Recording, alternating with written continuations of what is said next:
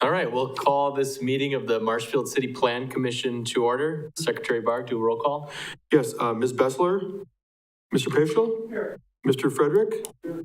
Mr. Johnson, Mr. Caprillion, here. Mr. Golden, and Mayor T-Strike are gone today, but we do have a quorum.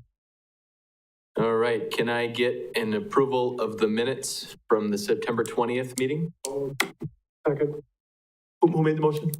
Johnson. Okay. And Paschal. Okay. We vote on that? Yep. All in favor? Aye. All right, motion passes. Item number 4, identify potential conflicts of interest. Please be advised per City Policy 3.340 that any member of the body shall declare a conflict if they have an interest, financial or otherwise, direct or indirect, or engage in a business or transaction or professional activity, or incur an obligation of any nature that is in conflict with the proper discharge of the body's official duties. Does anybody have any conflicts of interest they'd like to identify? I will need to declare a conflict of interest on agenda item number 10 for the sign for Nelson Jameson and refrain from voting. Okay. I know in the past when we've had conflicts of interest, we've had the commission member step into the audience. Would we advise that? During that item? Yeah, that would probably be appropriate. Yep, thank you. Okay. Throw me curveballs, Mary. Item number 5, citizen comments. Does anybody have any comments before we get into the agenda? 3 times on that or no? Yeah. Yep. Any citizens comments? Any citizens comments? Seeing none, we'll move to item number 6. Item number 6 is an extraterritorial preliminary plat review request by Amy and Steve Apsey to review the map and other materials of Apsey Acres for conformity with all ordinances, administrative rules, and regulations. The proposed subdivision is located to the east of North Galvin Avenue and to the south of Pheasant Lane in the town of Marshfield. The property can be legally described as part of the northwest quarter of the southwest quarter, including CSM Volume 13, page 251, number 3851, excluding CSM Volume 39, page 21, number 10521, of Section 10, Township 25 North, Range 3 East, Town of Marshfield, Wood County, Wisconsin. Presenter Stephen Wiley, City Planner. Thank you. So this is a preliminary plat request just outside the city boundaries. So we'll have the aerial here, which is in your staff report, showing the subject site outlined here. You can see it's just abutting the east boundary of the city, just across North Galvin from the city boundary there. So the applicants met with us and with some folks from the town of Marshfield, I think a few months back already. It's been a while. And the city engineer, Tom Turchi, was there. I was there. Adam from Wood County Planning was there. And we sat down and discussed, they wanted to parcel out their existing land here off of Pheasant Lane in North Galvin. And so what they ended up doing was creating 9 single-family lots on this parcel and creating right-of-way here. Apsey Drive would run through and dead end temporarily as a cul-de-sac, but having right-of-way dedicated to maybe run it through eventually all the way. There are wetlands out here, and so that kind of limited what they were able to do as far as parceling these out. Just showing you some maps from the comprehensive plan. It is located obviously in the 1 mile extraterritorial boundary. It's just, like I said, abutting the eastern boundary of the city. The comprehensive plan does discourage, in a number of cases, new subdivisions in some of these areas, but we do not have any legal grounds to deny this request. We don't have an extraterritorial ordinance that this would conflict with. Our subdivision ordinance, we don't have anything in there that this would conflict with. So at this point, we would recommend approval of this.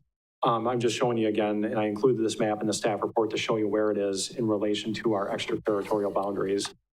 Also, this map here showing the staged growth areas of the city. So it's within what's considered stage 2, which For that to occur, typically for it to come into the city, we might have to see some development or some growth in stage one and see those areas come in, see the sewer service area extended. I mean, it's partially within that. All of that would have to occur. But from our standpoint, we would recommend approval of this request by the applicants for this plat as proposed. Okay, this item does require a public hearing. Does anyone from the public wish to speak on this matter? Anyone from the public wish to speak? Anyone from the public? All right, hearing none, we'll entertain a motion from the commission. Make a motion to approve. Mr. Paschal, is there a I'll second? Baszler? Any discussion? Mr. Johnson? Stephen, Mhm. why does the city, you said the city just usually discourages this type of development. What, if I understood you correctly, why do they discourage this type of development? So I think from our standpoint, it's based on the cost of extending utilities, that's part of it, and then orderly growth too. I think what the comprehensive plan mentions is, like in this case, the density of lots may not, it may render extension of utilities to be not practical, just because there's not enough lots to warrant extending utilities. That's at least what it says in the comprehensive plan at this point. So that's why, that kind of factored in there as far as discouraging some new subdivisions, at least according to the goals in the plan. What is the minimum then for something like this? As far as minimum, what do you like to see the minimum number of lots, I guess? There, we'd have to run the numbers. I don't have a figure right off the top of my head.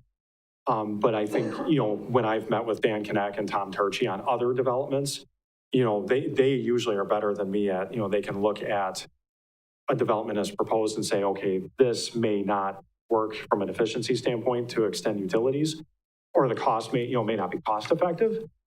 In this case, I don't want to come out and say it would not be, but that'd be something that, if the applicant wanted to annex into the city and extend them, we'd want them to be aware of the fact that that might be something that we'd have to have further discussions on.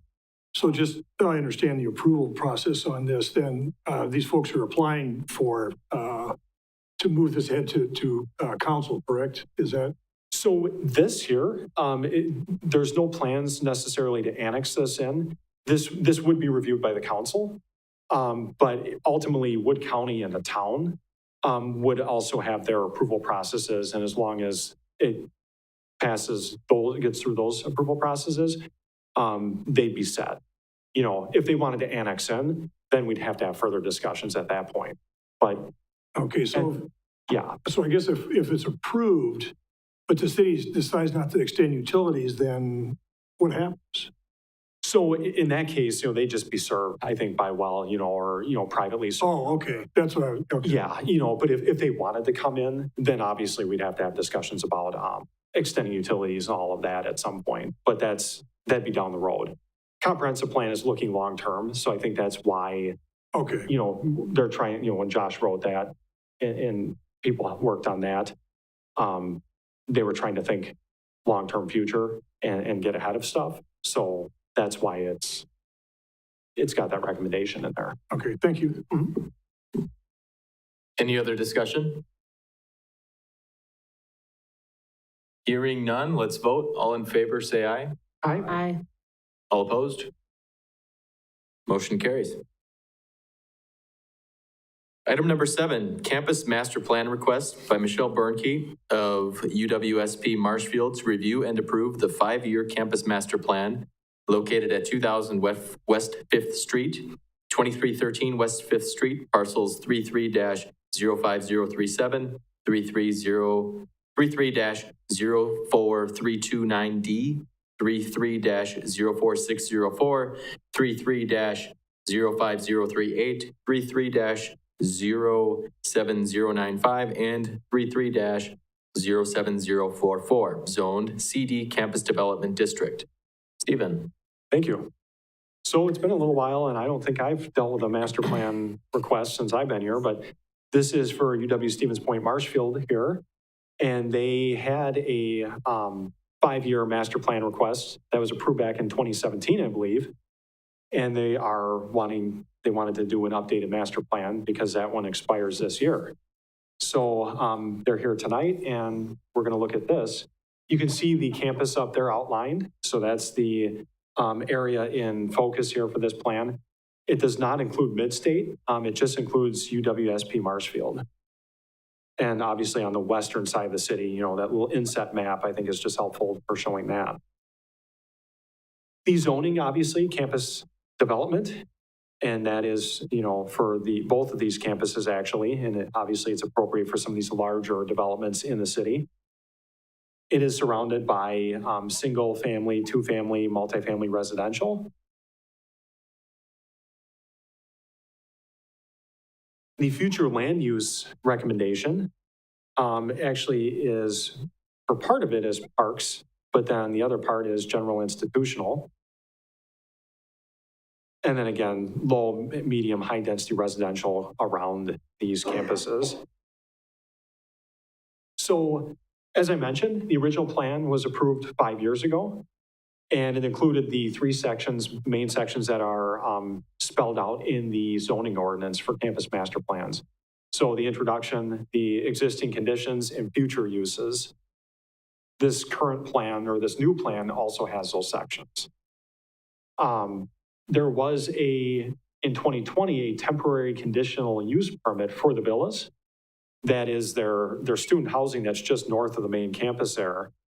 And that was to broaden the use of the villas to rent to non-students, not just for student housing. That temporary CUP expired September of this year. And they had two options. They could either apply to extend the conditional use permit, or they could amend or do a new updated master plan, and they chose the latter. So that's what they're doing here. This would be the 2023 to 2028 master plan, so another 5-year master plan. Really the only major change is opening up the villas to non-students in the plan, which obviously was not the case before. And if they do that here and it gets approved, then they would not have to go back and renew the conditional use permit at that point, because this would take the place of that process. So again, this master plan has the three main sections in it. Introduction that has, you know, information, context, you know, as far as the students served, courses and amenities offered, the campus itself, some of the history. So that's kind of, you know, setting sort of the bar as to what's there now and how they got to where they are. The existing conditions analysis kind of builds on that with the existing land uses, the zoning, the facilities out there, buildings, et cetera. The future use analysis gets into, you know, if you have any long-term, short-term, medium, long-term uses planned for the campus that you're looking at. In their case, they really have nothing planned in the next 5 years other than a potential communications tower, which is not set in stone. I believe that was mentioned in the original plan. It did not come to fruition. They do have it mentioned in this plan just to keep the option open, but it is not, you know, there are no hard plans to move forward with that. They just wanted to have that in there. The plan does separate the campus into central and peripheral campus areas. So I just have that map that they submitted in the plan that was in your staff report, I believe, and is also here. You know, the central campus area has the main building and the villas, I believe, actually is part of the peripheral. I was about to say it was part of the central, but it's part of the peripheral area. The main part of the campus is the central campus area. And then a lot of the exterior boundaries are peripheral campus area there. They submitted, they have setback information in the plan. So they have different setbacks for the central area and for the peripheral area. And these setbacks can be, you know, they can be the campus development district or they can be unique to the plan. In some cases, they do have a 0-foot setback proposed if the properties are owned by the same owner, which I believe they are. So, you know, the city and Wood County, I believe, jointly own these parcels. So we don't foresee an issue with that at this point. With that, again, just the only major change is broadening the use of the villas. And they do have a tiered approach. You know, they rent to students first, but then they have, you know, folks like traveling nurses that they can rent to, other students. And then, you know, down at the bottom would be the general public. At this point, I have not received any reports of concerns from people, other than we did hear before the meeting that from one of the neighboring property owners that I believe there is a strip of land outside of the fence of the villas that they do not mow, and maybe they're not aware of that. So that came up, but other than that, we don't have any concerns with this master plan as proposed. So we recommend approval. I have a question. I think you just addressed the majority of it, but how is the preferential treatment of the students classified first? Is there an application window that is given to the public as well as students? And then how is it created? Can you enlighten us a little bit on that? Yes, please. If you could, yep. I'll defer to the applicants on that.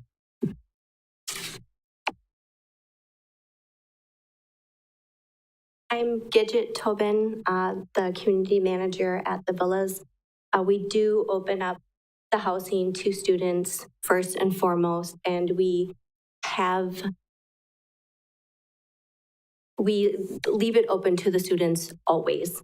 We know that we have a bulk sum coming in at certain times of the year, particularly in August. We get most of our students. We can gauge about 65 students coming in between August and September. So we make sure we have those units available for them.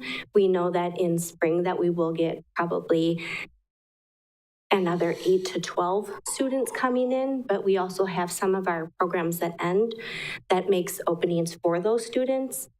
And we haven't had an issue that we haven't been able to accommodate students coming in.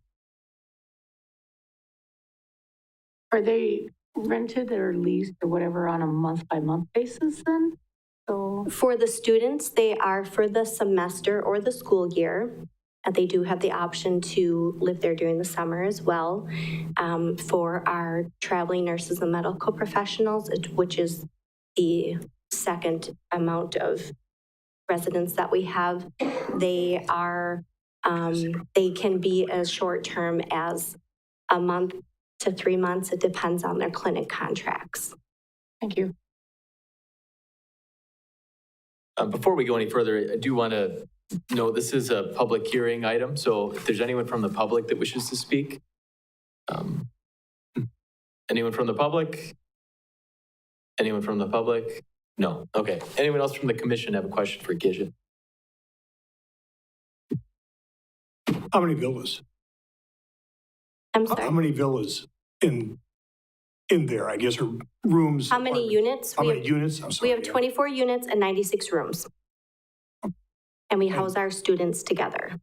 Okay, so do you keep them all in one section of the building, the students? Is that you try and do it that way, or you just spread them through the building, or? We try to, but it depends on openings. So it would ideally work to have them all in the same area, but depending on when the units are available, when the students are coming in, we can't always put them in the same wing or the same floor. But there are several student units on each floor, on each side. Are there like 4 students in a room then, or how does Yes, that work? it's 4 students to a unit. So 4 bedroom, 2 bath suites. And then the nurse, and then the clinic, you said people come in, and then after that is general public type of thing? Yes. Or- And we currently only have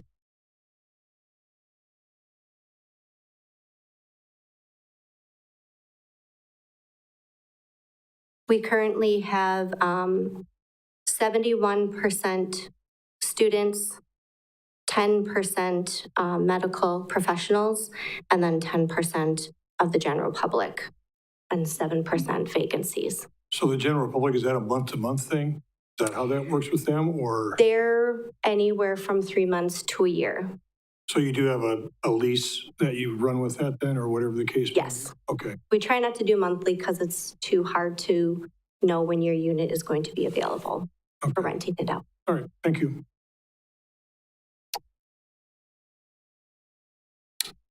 what are the, what's the student body look like compared to a couple of years ago? Where are we in terms of enrollment?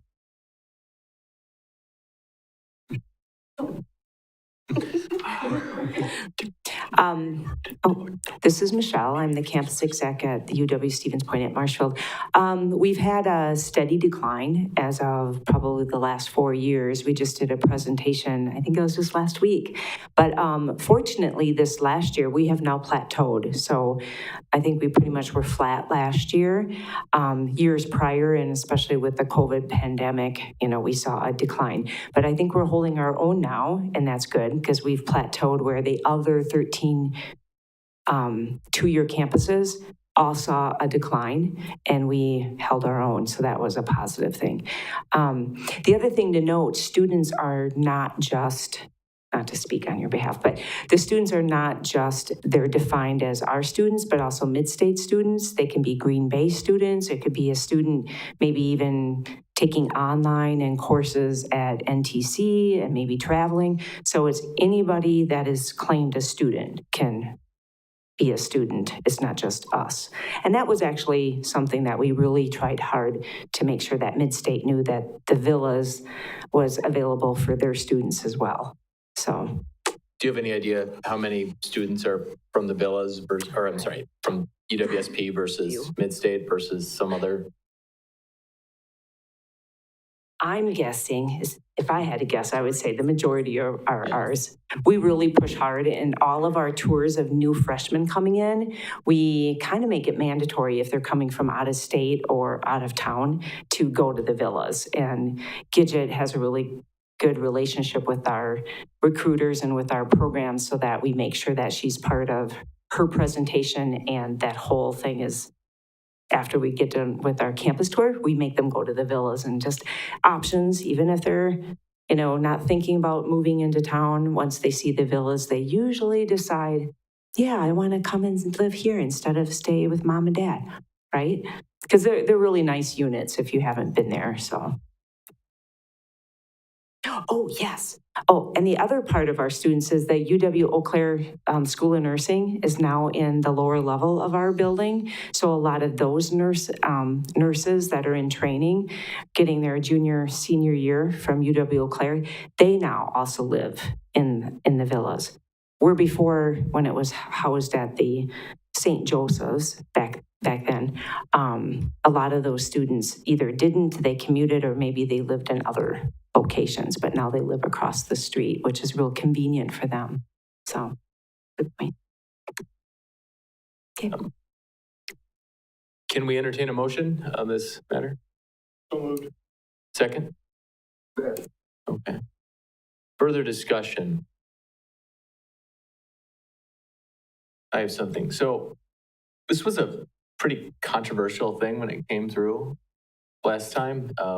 And one of my concerns with getting out of the CUP and just having this be how it is as part of the campus master plan, what sort of tools does the plan commission or the city in general have to address any changes? This is a stable situation, it seems like now, but what happens if, student population turns even worse compared to where it has been, and all of a sudden we're 90+% non-students, or if it goes the other way and student population booms again and we're having problems filling those spots. I mean, I guess I want to make sure that we have tools available. Mm-hmm.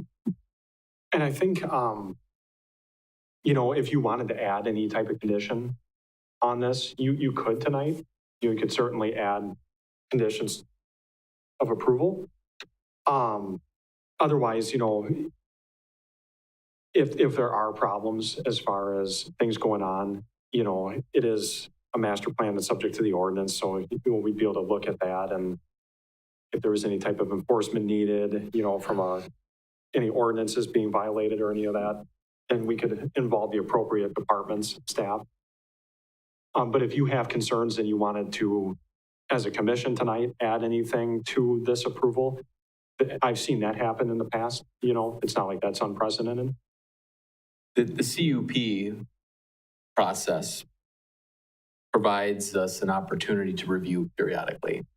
What's the review period for a master plan? Is there one even? These are usually 5-year plans, I believe. Okay. So it would be a longer term situation, by ordinance, I think that's what's set.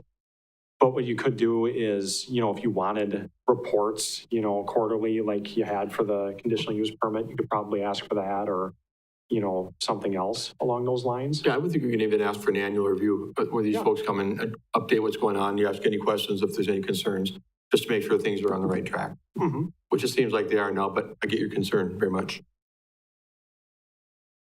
That's something I can do as the chair. Yeah, I mean, you could certainly ask that the motion be amended to include an annual review of the campus master plan due to that particular issue with the villas. Okay.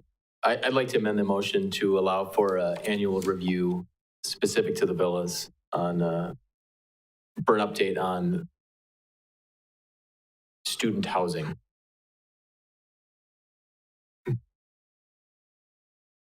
Okay. Is that a second from somebody? So now we vote on Okay. adding the No, amendment. right now, to vote on the amendment. All right. All in favor of adding the amendment to the motion, say aye. Aye. All opposed? Okay, now you can vote on the main Okay. motion. Further discussion on the main motion, which now includes the amendment? Hearing none, we'll go to vote. All in favor, say aye. Aye. Opposed? Great. All right. Carries. Thank you. Item number 8, conditional use request by Daniel Brune for an exception to the paved area setback requirements for a driveway extension for the property located at 907 North Maple Avenue, parcel 33-03267E, zoned SR4, single-family residential. Presenter Stephen Wiley, City Planner. Thank you.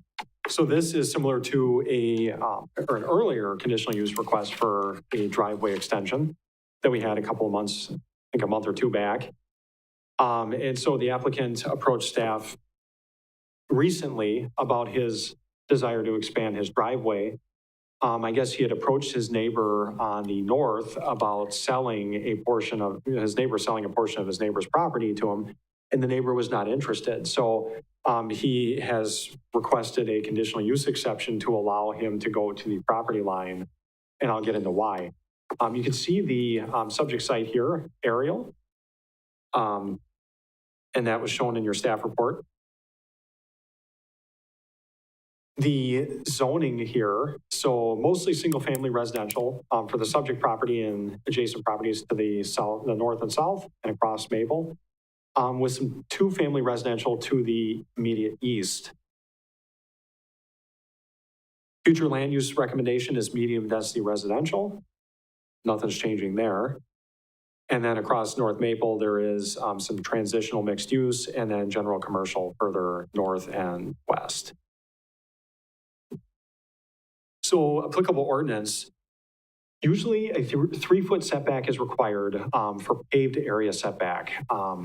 And so, from the northern property line, he's supposed to maintain a 3-foot setback by ordinance, unless he has an existing driveway which is closer, in which case you can maintain that driveway. Or if you have a narrow lot, this one would not be considered a narrow lot by code. But as you know, Plan Commission has the ability to issue a conditional use exception. So that's why we're here. His proposed site plan, which was included, I have it on the screen here. He's just looking to extend the driveway, it would be paved, of course, and then have a retaining wall on just on the northern side of the property there, not over the property line, but to the property line. And I believe the main thing is to just allow for more space, but also to prevent people from backing onto the grass where the driveway gets narrower. He doesn't want it getting rutted up and having issues with that, which is understandable. Plan Commission has granted similar requests in the past. I did not receive any concerns or complaints about this leading up to the meeting. So with that, we recommend approval with the conditions and finding as stated in your staff report. And basically, these are pretty similar to what we had for the last request that was like this, just not going over the property line. And if there's going to be major changes to the site plan, then he'd have to come back for Plan Commission Council review. This item does require a public hearing. Is there anyone from the public that would like to address the Plan Commission? Anyone from the public that would like to address the commission? Anyone from the public? Hearing none, I'll entertain a motion. I'll make a motion to approve. Alderman Paschal, second by Johnson. Discussion. What's the purpose for the retaining wall? Is it uneven ground there, or is it, I guess that's my concern, because at my house, my neighbor's got a driveway that's right next to the property line. Sure. But it's level, so when you mow, you just mow up to the driveway. But to me, the retaining wall is my question as to why the retaining wall. Sure, and I'll defer to the applicant. And correct me if I'm wrong, but my understanding is, it is uneven there. Is that correct? If you want to jump up to the podium, please. Put the map back on. Yep, I will go back. Okay, I'm Daniel Brune. Look at the north side of the lot there. Right next to the garage where that arrow is on the map, I have a hill. It goes from probably 3 foot. It goes from like 3 foot down to the neighbor's yard. So if I want to extend that driveway out, I have to put a retaining wall there because there's a huge slope right there. Okay. It doesn't show it on the map, obviously, and I don't have pictures of it, but there's about a 3 foot slope, and the contractor said there's no way he could lay concrete in there and let that be because it would go away. It would float away. So he's proposing probably about a frost wall, retaining wall to hold that driveway, because I'm gonna actually put the driveway next to the garage, all the way back to the garage. And then it's gonna go all the way to the road. So that's why the retaining wall is needed.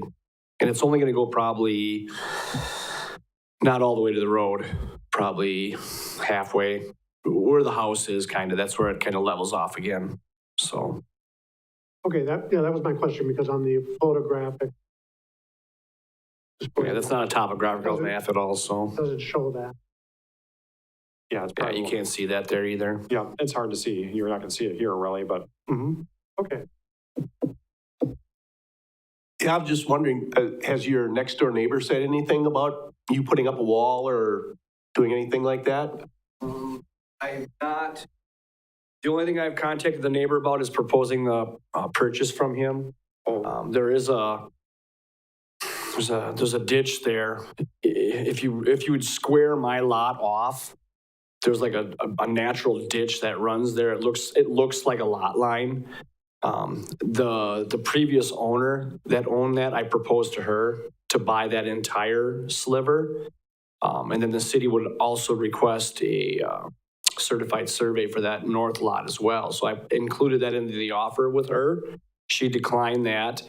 And then it was sold to a gentleman here in Marshfield. I contacted him. I told him I only wanted a small sliver just to get past that 3 foot setback. And I also offered him that certified survey, and he also declined. So I've not spoke to him about anything since that. So, no.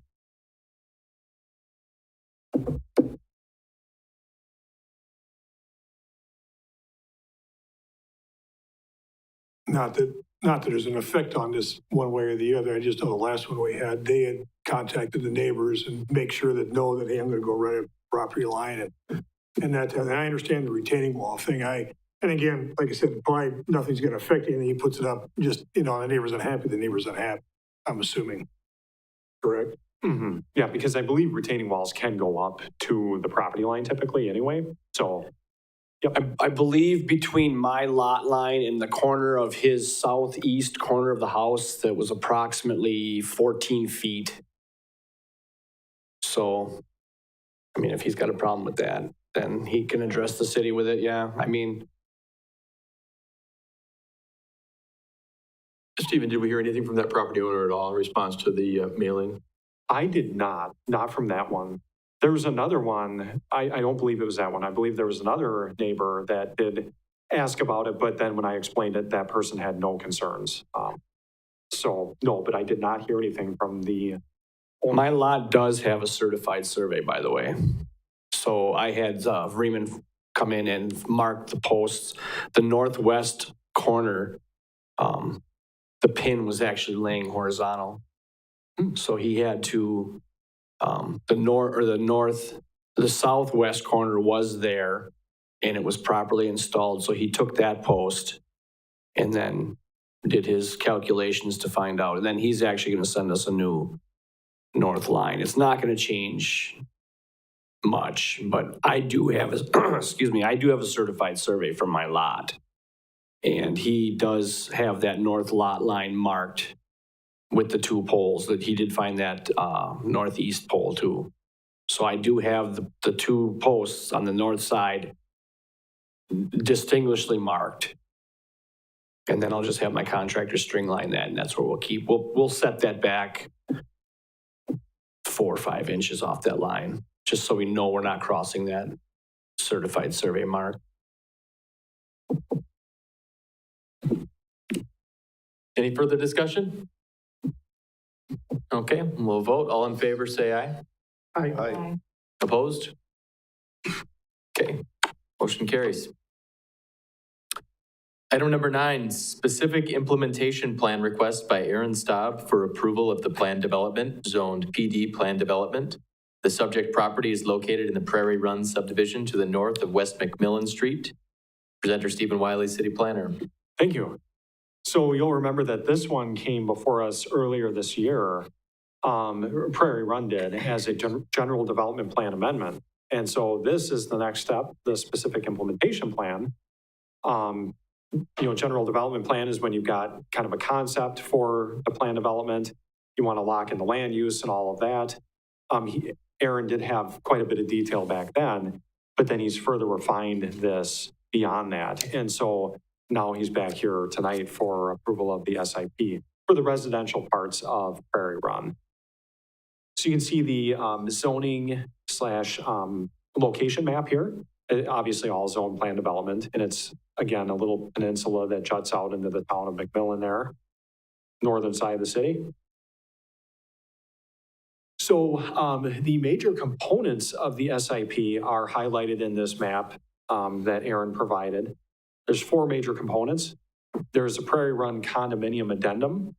So that's right here, this green area. And in particular, we're focusing more or less on, a lot of this here. There's some 2-family condos here on the western portion. There's these were going to be 2-family. I believe they're going to be single-family now. And then there's some duplexes, 4-plex here, and then I think there's another 4-plex that's planned to be built, and I believe another, I don't know if it's a couple of duplexes. So that's the condominium addendum number 1. Prairie Run first edition plat, that's actually this here. So this would be subdivided into 8 single-family lots, which you saw this earlier this year. And then these 2 CSMs, which came before the Plan Commission as part of the GDP and were later administratively reviewed and approved. So these are now, I believe, recorded. But these would be single-family lots and then that outlot for park dedication there. So 4 main components, single, 2-family, and some multi, 4-plex, all residential that we're looking at. We're not really looking at the commercial elements to the south at all. So I kind of already mentioned that part that's on the slide, continuation again of 2022 GDP. The land use breakdown has not changed. So that's remained the same from the GDP amendment. So again, we're looking at, some residential, green space, commercial, which is not part of this, but, for the overall subdivision. So again, addendum number 1, I kind of discussed before. Aaron submitted this, but he also showed, which is helpful, showing where the structures are existing. And so you can see what's existing here and what's to be built out. And then he did, they do have setbacks designated as part of this SIP. And those are laid out in the condominium documents. The first edition plat, again, saw this, mentioned it. The setbacks, he showed some of those on this plat here. So just getting into more detail. CSM, again, mentioned that. CSM 19254 was also administratively approved. That's that outlot there included for parkland dedication along with single family lots. So the setbacks, we didn't get into these, I believe, in the GDP amendment, but here, pretty reasonable setbacks for this development. And so he did spell these out in the submission. We wanted to lock these in more or less as part of the SIP. At the SIP level, you're looking for more detail. And you all note that there is a greater setback, obviously, for garages than for the actual residence itself. So for massing of these buildings.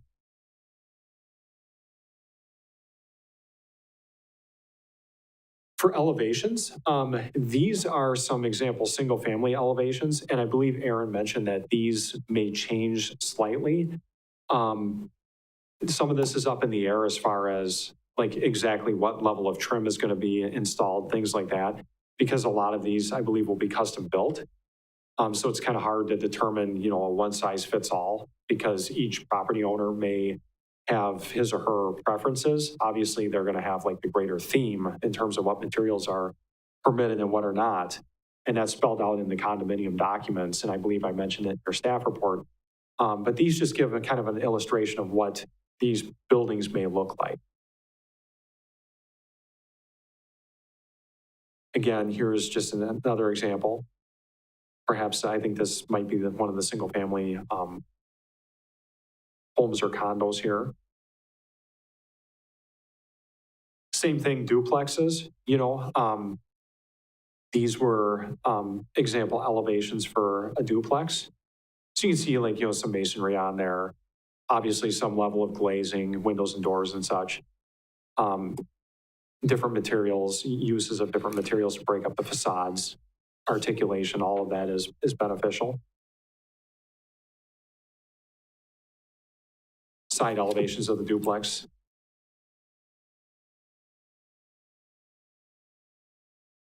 Fourplex, so they have one already built, and then I believe the plan is to add one more. So this just shows you what that might look like. So again, there's a number of main materials used here. And then he's got some, articulation in the facades and so, use of balconies and bump outs and such.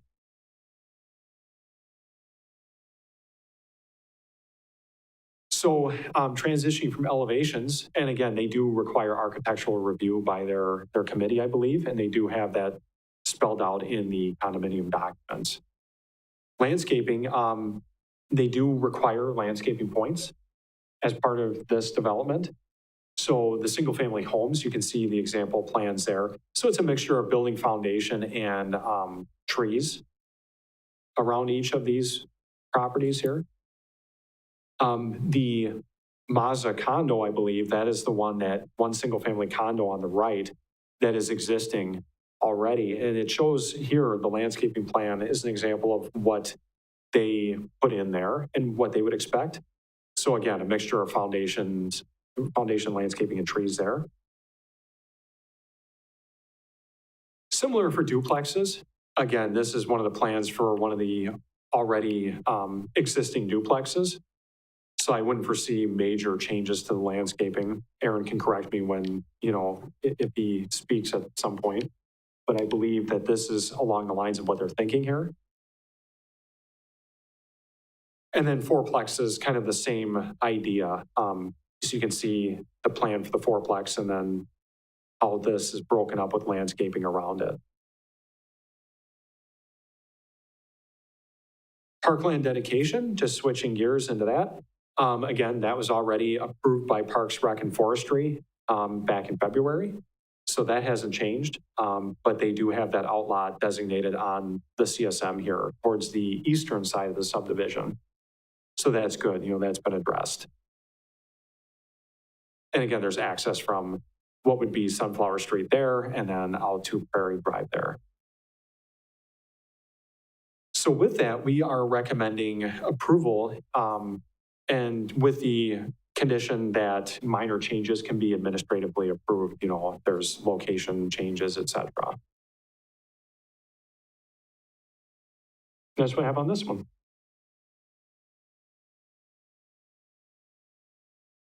Okay. Thank you, Stephen. This item does not require a public hearing, so I'll entertain a motion from the Plan Commission.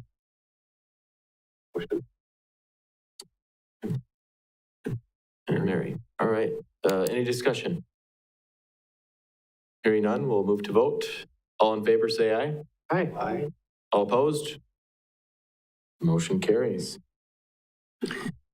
Item number 10, alternative sign request by Shelley Hendrick of Stratford Sign Company on behalf of Nelson Jameson for a temporary wall banner exceeding the ordinance area and time maximums at the property located at 3200 South Central Avenue, parcel 33-03565B. Stephen. Thank you. So this one, as mentioned, is an alternative sign request here. So the subject property is the Nelson Jameson property on the west side of Central Avenue. You can see the airport just to the west and the north up here. And then there's just a mixture of different properties around to the south and the east. And, again, the inset map shows a location towards the southern portion of the city there. Pretty fair sized property. So this is the zoning map here. Community mixed use zoning. So it's one of the mixed use districts. The airport is obviously larger in zone campus district there, campus development. And then there's a mixture of community mixed use and industrial zoning around it. And then industrial park down here. So applicable ordinance does allow for temporary signs, but they are regulated as far as, their area, time, place, and manner essentially is how we regulate signs. So normally signs can go up to 50 square feet in area if they're temporary. And they typically cannot exceed that without an alternative sign permit. Typically signs that are 32 square feet in area or less do not require a permit. But because this obviously exceeds that and is over 50 square feet, that alone would require an alternative sign permit. But then there's also the time duration. So temporary sign permits, so say you have a sign that's between 32 and 50 square feet, you just get a normal temporary sign permit. Those are only valid for 30 days. And after 30 days, the applicant has to remove the sign or they have to apply for another permit. And they are limited as far as how many consecutive permits they can apply for. They can only apply for 2. So in this case, they're looking to go from November 1st, I believe, to March 1st, so 4 months. And that also would require an alternative sign permit. So we're really looking at the area of the sign proposed and the time duration. Both of those components require the alternative sign permit. Here is the sign proof from Stratford Sign that Shelley sent to me. So Nelson Jameson just wants to put it on their main facade, I believe, facing Central Avenue.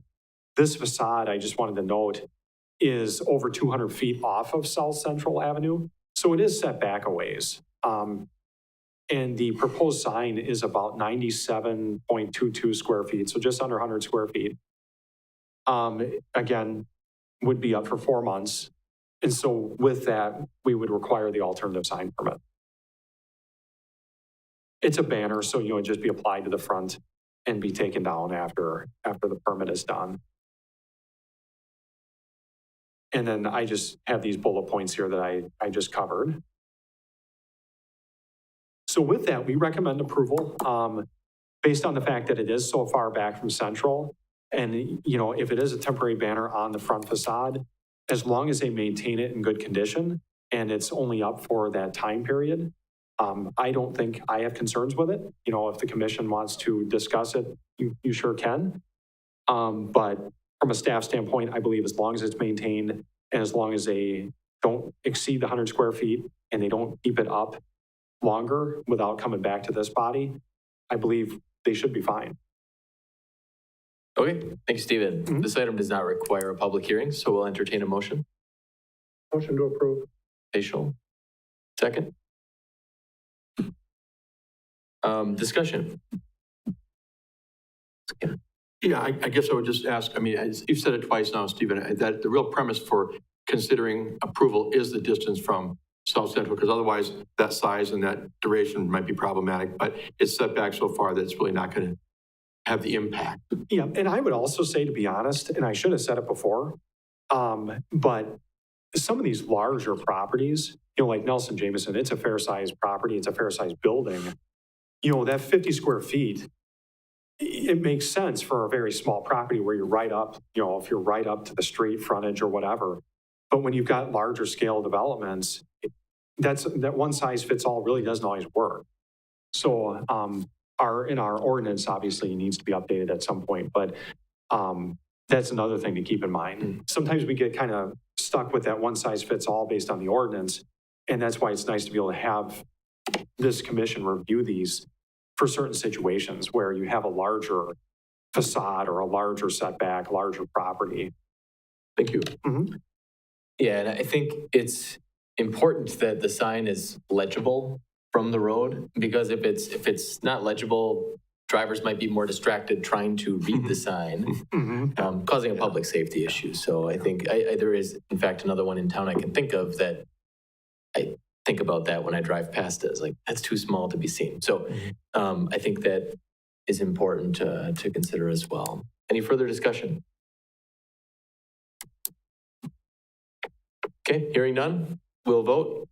All in favor, say aye. Aye. All opposed? Okay, passes. Item number 11, staff updates.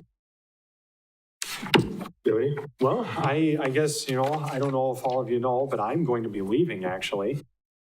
And so my last working day will be Friday, much too soon, but it has been a pleasure working with all of you on this commission. And working with this commission and with the Historic Preservation Commission has been a highlight of me working here for me. I've enjoyed it, learned a lot, and I think, I admire all the passion that you guys have in the community. So, I'd say keep it up, and, I look forward to coming back to Marshfield here and there and seeing the progress.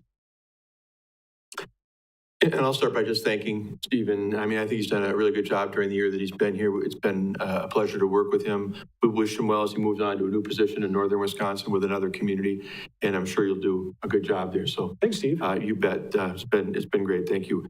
I'll continue with my staff updates, and it's basically related to our department, which we don't have anybody at this point. We had a candidate for Development Services Director that, did really well in the interview process and whatnot. Did hear from him today that he has turned down the position for a variety of reasons. So we'll continue with the march to try and find somebody. We've got some other ideas in mind as to how to solicit and look for somebody. With Stephen gone, we did get approval from the council on last night, to repost for the city planner position. And I also asked for permission to repost for the associate planner position. You may recall that back in the spring, after Emmett Simkowski left in May, we posted and got very little response, and then decided maybe to wait a little bit to see what happened when the new director came on board. But here we are now in the fall without a new director. So I did request and got council permission to post for that position as well. I can tell you that this is not uncommon. It's not pleasant, but it's not uncommon. And I'll tell you a little bit more about that in a minute, but cities across Wisconsin are really struggling to find planning professionals in particular, jobs in general. I think anybody who knows anything about the current employment market, all levels of organizations. We've struggled in this building for the last year, replacing finance director, human resources director, many other positions. So it's not just us, it's a broader issue with people trying to find employees to replace folks who resign or retire. I have been speaking, though, with, and I got permission on this last night from the council, too, with Short Elliott Hendrickson, SEH as they're called, Bryce Hendrick. Where did I get that one from? Bryce Hendrick. Bryce Hendrick. I don't know where I got Hendrick. We had an applicant. But Bryce Hendrick, who's here for 4 years. I think many of you know Bryce, and he's working with SEH. And he would be the person who would provide from that company the temporary services. So he'll be working with us. I'll be signing the agreement tomorrow. He'll be working with us probably about 8 hours a week remotely. And he'll be involved with Plan Commission. He'll be doing the reports for Plan Commission, conditional uses, rezonings. He'll be remotely doing the presentation to this body. And so for those of you who know Bryce, I think you know that he does a good job and he's a pretty quality employee. That's only a temporary thing. That's to fill in, and we'll be paying SCH on a sort of an hourly basis as we look for employees. But that is one good piece of good news to report, because if we brought anybody else in from another consulting firm, it probably would have taken them several weeks just to get familiar with us, who we are, what our policies are, what our procedures are. And having been here for 4 years, Bryce will know the city of Marshfield. So we'll go back looking. We'll try to replace Stephen and try and replace those other two positions and hopefully get some good folks on board. That's really all I've got at this point. I can add one more thing even after saying that. John, volunteered, and I'm thankful to him for, that volunteering to be on the group that has a meeting to look at the 2nd Street redevelopment plan. And tried to get a meeting earlier this month, didn't get a date that worked for enough people. And so we'll be looking for a new date here sometime soon to kind of kick off that process of looking at what the implementation for that 2nd Street corridor redevelopment plan would look like. Now that's all I've got. Okay. Thanks, Steve. Item number 12, items for future agendas. So I'm not aware of anything right off the bat at this point. I mean, there are a few ongoing developments I've been working with people on that, depending on what route they go, they may have to come back. They may or may not. Some of them have been through Plan Commission. One is the Rose Bowl Lane site. I don't know that he's going to have to come back, but it may come back to this body depending.